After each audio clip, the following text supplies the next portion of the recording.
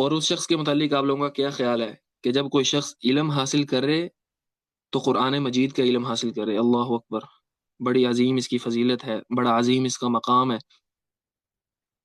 ایک حدیث بیان کرتا ہوں، صحیح مسلم کی روایت ہے، نبی صلی اللہ علیہ وسلم نے فرمایا مجتمع قوم فی بیت من بیوت اللہ یتلون کتاب اللہ ویتدارسونہ فیما بینہم الا نزلت علیہم السکینة وغشیتہم الرحمة وحفتہم الملائکة وذکرہم اللہ فی من عندہ۔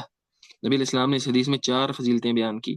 فرمایا جو لوگ اللہ کے گھروں میں سے کسی گھر میں اکٹھے ہوتے ہیں اللہ کی کتاب کو پڑھنے کے لیے اور اس کا مدارسہ، اس کو ایک دوسرے کو سمجھنے سمجھانے کے لیے، جو لوگ اللہ کے گھروں میں سے کسی گھر میں اکٹھے ہوتے ہیں ان کے لیے چار انعامات ہیں۔ پہلا انعام کیا ہے؟